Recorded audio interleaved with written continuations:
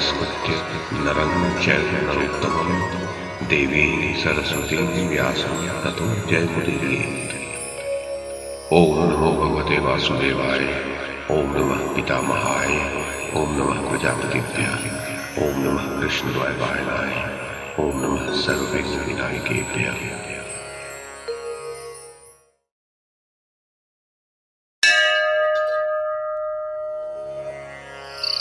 जन्मेजय गांधारी ने आगे विलाप करते हुए कहा, माधव, जो परिश्रम को जीत चुके थे उन मेरे 100 पुत्रों को देखो, जिन्हें रणभूमि में प्रायः भीमसेन ने अपनी गदा से मार डाला। सबसे अधिक दुख मुझे आज ये देखकर हो रहा है कि मेरी बाल वधुएं, जिनके पुत्र भी मारे जा चुके हैं, रणभूमि में केश खोले चारों ओर अपने स्वजनों की खोज में दौड़ रही हैं। ये राजमहल की अट्टालिकाओं में आभूषण भूषित चरणों द्वारा विचरण करने वाली थी, परंतु आज विपत्ति की मारी हुई ये इस रक्त से भींगी हुई वसुधा का स्पर्श कर रही है। ये दुख से आतुर हो विक्षिप्त स्त्रियों के समान झूमती हुई सब ओर विचर रही हैं तथा बड़ी कठिनाई से गृद्धों, गीदड़ों और कौवों को लाशों के पास से दूर हटा रही हैं। वो पतली कटी प्रदेश वाली सर्वांग सुंदरी दूसरी वधु युद्ध स्थल का भयानक दृश्य देखकर अत्यंत दुखी हो पृथ्वी पर गिर पड़ी है। महाबाहो, ये लक्ष्मण की माता एक भूमिपाल की पुत्री है। इस राजकुमारी की दशा देखकर मेरा मन किसी प्रकार शांत नहीं हो रहा। कुछ स्त्रियां रणभूमि में मारे गए अपने भाइयों को, कुछ पिताओं को और कुछ पुत्रों को देखकर उन महाबाहु वीरों को पकड़ ले रही हैं और वहीं गिर पड़ रही हैं। अपराजित वीर, इस दारुण संग्राम में जिनके बंधु बांधव मारे गए हैं, उन अधेड़ और वृद्ध स्त्रियों का यह करुणाजनक क्रंदन सुनो। महाबाहो, देखो, ये स्त्रियां परिश्रम और मोह से पीड़ित हो टूटे हुए रथों की बैठकों तथा मारे गए गजों अश्वों की लाशों का सहारा लेकर खड़ी हैं। श्री कृष्ण, देखो, वो दूसरी स्त्री किसी आत्मीय जन के मनोहर कुंडलों से सुशोभित और ऊंची नासिका वाले कटे हुए मस्तक को लेकर खड़ी है। अनग, मैं समझती हूँ कि इन अनिंद्य सुंदरी अबलाओं ने तथा मंद बुद्धि वाली मैंने भी पूर्व जन्मों में कोई बड़ा भारी पाप किया होगा, जिसके फलस्वरूप धर्मराज ने हम लोगों को बड़ी भारी विपत्ति में डाल दिया है। जनार्दन, वृष्णिनंदन, जान पड़ता है कि किए हुए पुण्य और पाप कर्मों का उनके फल का उपभोग किए बिना नाश नहीं होता है। माधव, देखो, इन महिलाओं की नई अवस्था है। इनके वक्षस्थल और मुख दर्शनीय हैं। इनके नेत्रों की बरौनियां और सिर के केश काले हैं। ये सब की सब कुलीन और सलज्ज हैं। ये हंस के समान गदगद स्वर में बोलती हैं, परंतु आज दुख और शोक से मोहित हो चहचहाती सारसियों के समान रोती बिलखती हुई पृथ्वी पर गिर पड़ रही है।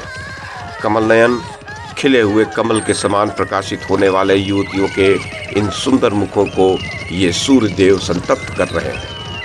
वासुदेव, मत वाले गजों के समान घमंड में चूर रहने वाले मेरे ईर्ष्यालु पुत्रों की इन रानियों को आज साधारण लोग देख रहे हैं। गोविंद, देखो, मेरे पुत्रों की ये 100 चंद्राकार चिन्हों से सुशोभित ढालें, सूर्य के समान तेजस्विनी ध्वजाएं, सुवर्णमय कवच, सोने के निष्क तथा शिरस्त्राण, घी की उत्तम आहुति पाकर प्रज्वलित हुई अग्नियों के समान पृथ्वी पर देदीप्यमान हो रहे हैं। शत्रुघाती शूरवीर भीमसेन ने युद्ध में जिसे मार गिराया तथा जिसके सारे अंगों का रक्त पी लिया, वही ये दुशासन यहाँ शयन कर रहा है। माधव, देखो, द्युत क्रीड़ा के समय पाए हुए क्लेशों को स्मरण करके द्रौपदी से प्रेरित हुए भीमसेन ने मेरे इस पुत्र को गदा से मार डाला। जनार्दन, इसने अपने भाई और कर्ण का प्रिय करने की इच्छा से सभा में द्युत से जीती गई द्रौपदी के प्रति कहा था कि पांचाली, तुम नकुल, सहदेव और अर्जुन के साथ ही हमारी दासी हो गई, अतः शीघ्र ही हमारे गृहों में प्रवेश कर। श्री कृष्ण, उस समय मैं राजा दुर्योधन से बोली थी, पुत्र, शकुनी मृत्यु के फंदे में फंसा हुआ है, तुम इसका साथ छोड़ दो। पुत्र, तुम अपने इस खोटी बुद्धि वाले मामा को कलह प्रिय समझो और शीघ्र ही इसका परित्याग करके पांडवों के साथ संधि कर लो। दुर्बुद्धे, तुम नहीं जानते भीमसेन कितने अमरशील हैं। इसी कारण से जलती लकड़ी से गज को मारने के समान तुम अपने तीखे वाग्बाणों से उन्हें पीड़ा दे रहे हो। इस प्रकार एकांत में मैंने उन सबको डांटा था। श्री कृष्ण उन्हीं वाग्बाणों का स्मरण करके क्रोधी भीमसेन ने मेरे पुत्रों पर उसी प्रकार क्रोध रूपी विष छोड़ा जैसे सर्प गाय बैलों को डसकर उनमें अपने विष का संचार कर देता है। सिंह के मारे हुए विशाल गज के समान भीमसेन का मारा हुआ यह दुशासन दोनों विशाल हाथ फैलाए रणभूमि में पड़ा हुआ है। अत्यंत अमर्ष में भरे हुए भीमसेन ने युद्ध स्थल में क्रुद्ध होकर जो दुशासन का रक्त पी लिया, ये बड़ा भयानक कर्म किया उसने।